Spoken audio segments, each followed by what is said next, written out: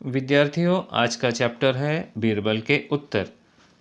तो इस तरह पहली पंक्ति है पाठ की, अकबर के दरबार में 9 रत्न थे। जैसा कि आपको पता है, बादशाह अकबर मुग़ल काल के बहुत बड़े शासनकर्ता अर्थात एक सम्राट रहे हैं।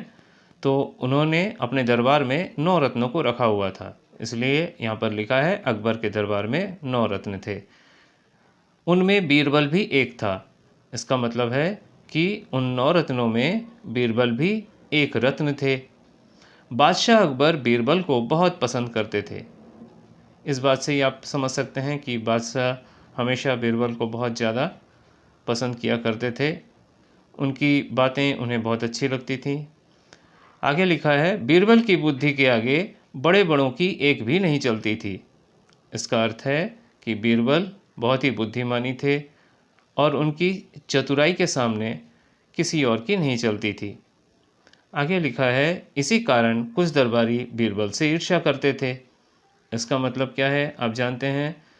दरबारी मतलब है जो बादशाह अकबर के दरबार में तैनात रहते थे। उन दरबारियों को अक्सर बीरबल से कोई ना कोई शिकायत रहती थी। इस वजह से अक्सर उससे ईर्ष्या किया करते थे। ईर्ष्या का अर्थ होता है प्रतिस्पर्धा। आगे लिखा है, वे सदैव बीरबल को फंसाने के तरीके सोचते रहते थे। मतलब वो बीरबल को हमेशा किसी न किसी तरीके से अपने जाल में फंसाने का काम करते थे। मतलब अपनी बातों से या अपनी हरकतों से किसी भी तरीके से उनको उलझन में डालने की कोशिश अक्सर दरबारी किया करते थे। अगला पैराग्राफ है, अकबर के खास दरबारी ख्वाजा सरा को अपनी बुद्धि पर बहुत अभिमान था।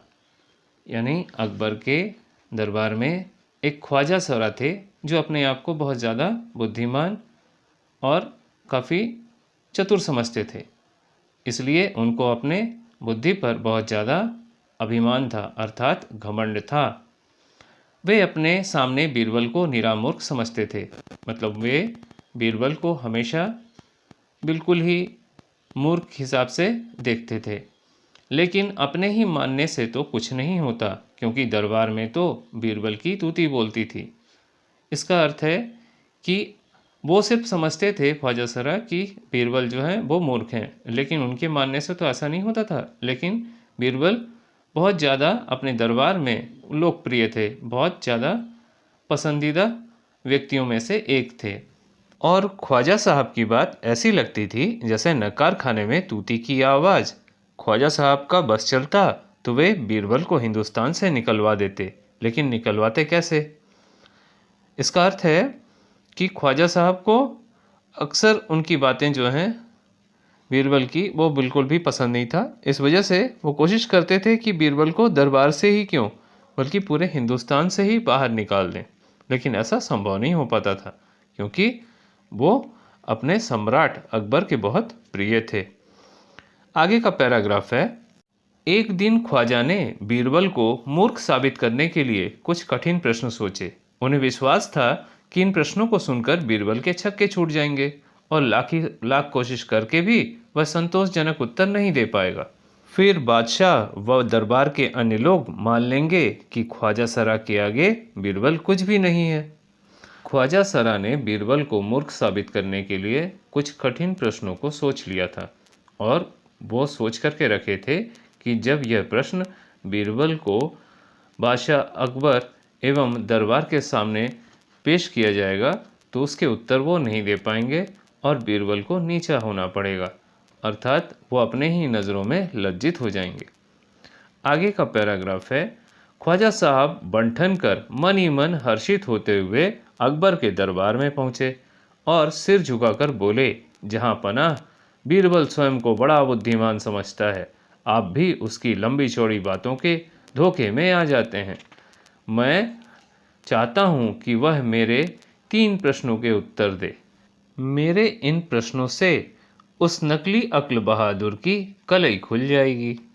इसका अर्थ है ख्वाजा साहब पहले से ही ठान चुके थे कि अकबर के दरबार में जब वो उनके सामने सवाल वगैरह पूछे जाएंगे तो बीरबल पूरी तरीके से हार जाएंगे और वो जो अपने आप को बहुत ज़्यादा अक्लमंद समझते हैं वो पूरे तरीके से उनकी पोल जो है खुल जाएगी। कलई खुलना मतलब होता है पोल खुल जाना या भेद का पता चल जाना। आगे का पैराग्राफ है, ख्वाजा के अनुरोध करने पर अकबर ने बीरबल को बुलाया और उससे कहा, बीरबल, परम ज्ञानी ख्वाजा साहब तुमसे 3 प्रश्न पूछना चाहते हैं, क्या तुम उनके उत्तर दोगे? बीरबल बोले, जहां पनाह जरूर दूंगा, खुशी से पूछें। इन बातों का अर्थ है, सम्राट अकबर के सामने ख्वाजा ने यह बात रखी कि हम 3 प्रश्न बीरबल से पूछेंगे और उनको वह जवाब देना होगा। तो बीरबल जो है पूरी तरीके से इनके उत्तर देने के लिए वे तैयार हो गए। आगे लिखा है, ख्वाजा ने बीरबल से पहला प्रश्न किया, संसार का केंद्र बिंदु कहाँ है? बीरबल ने तुरंत जमीन पर अपनी छड़ी टिकाकर उत्तर दिया, यही स्थान चारों ओर से दुनिया के बीचों बीच पड़ता है। यदि ख्वाजा साहब को विश्वास न हो तो वे फीते से सारी धरती को नाप कर देख लें। ख्वाजा बीरबल का मुंह ताकते रह गए क्योंकि धरती को नापना संभव नहीं था। ख्वाजा ने संभलते हुए दूसरा प्रश्न किया, आकाश में कितने तारे हैं? इस पूरे पैराग्राफ का अर्थ है कि ख्वाजा ने बीरबल के सामने यह प्रश्न किया कि संसार का केंद्र बिंदु कहाँ है। तो बीरबल ने अपने हाथ की जो छड़ी है उसको टिका करके नीचे का स्थान को बताया कि यहीं से दुनिया शुरू होती है, अर्थात दुनिया यहीं पर बीचों बीच पड़ती है। आप चाहें तो फीते से माप लीजिए, लेकिन ऐसा तो संभव हो नहीं सकता। इसलिए बीरबल का जो मुंह है वो ताकते रह गए। मुंह ताकना मतलब होता है कि काफ़ी देर तक चिंता में पड़ जाना। इसी प्रकार उन्होंने अगला प्रश्न भी किया कि आकाश में कितने तारे हैं। तो इसका जवाब जो है अगले पैरा में देते हैं। बीरबल ने एक भेड़ मंगवाकर कहा, इस भेड़ के शरीर पर जितने बाल हैं उतने ही आसमान में तारे हैं। यदि ख्वाजा साहब को इसमें संदेह हो तो वे बालों और तारों को गिनकर उनकी संख्या की तुलना करवा लें। बालों और तारों को गिनना भी संभव नहीं था, इसलिए बुझे मन से ख्वाजा ने तीसरा सवाल किया, हमारे राज्य में कितने कोए हैं?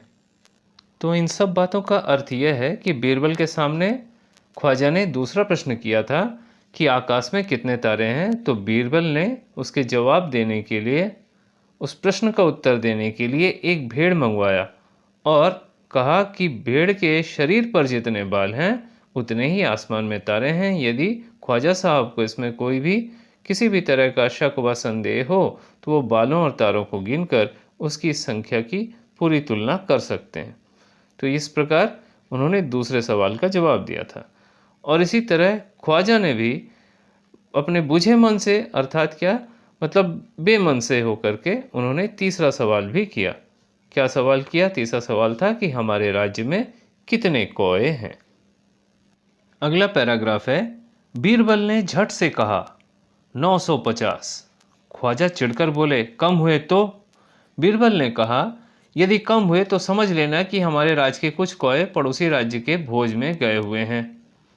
अकबर ने बीच में चुटकी लेते हुए कहा, यदि अधिक हुए तो? तो बीरबल ने हंसते हुए कहा, तो समझ लेना कि पड़ोसी राज्य के कोए हमारे यहाँ भोज में आए हुए हैं। यह सुनते ही दरबार हंसी के ठहाकों से गूंज उठा और ख्वाजा अपना सा मुंह लेकर के रह गए। इस बात का अर्थ है, ख्वाजा सरा के तीसरे प्रश्न का उत्तर देते हुए बीरबल ने झट से कहा कि 950 कोए हैं। तो ख्वाजा चिढ़ गए और चिढ़ने के बाद वे पूछे, यदि ये कोए की संख्या कम हुई तो बीरबल ने कहा, तो आप समझ लीजिए कि हमारे राज्य के कुछ कोए पड़ोसी के राज्य में भोज के लिए गए हैं। भोज मतलब किसी भी प्रीति भोज में वो भोजन करने के लिए गए हुए हैं। तो अकबर सम्राट ने भी थोड़ा सा मजाकिया लहजे में पूछा कि यदि अधिक हुए तो बीरबल ने हंसते हुए कहा, तो समझ लीजिए पड़ोसी राज्य के कोहे हमारे यहाँ पर प्रीति भोज में पधारे हुए हैं।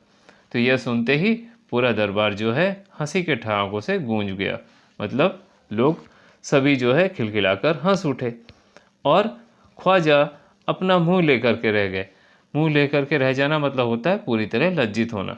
तो इस प्रकार वह जो है लोगों के सामने बीरबल को दिखाने के लिए वो जो प्रश्न किए थे वो अपने ही प्रश्नों में उलझते चले गए और उसका कोई सही जवाब उन्हें नहीं मिल पाया।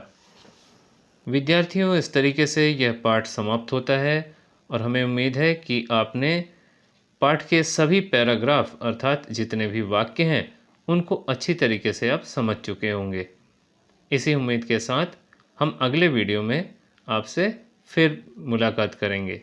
तब तक के लिए आप सभी सेफ रहिए, सावधान रहिए, सुरक्षित रहिए।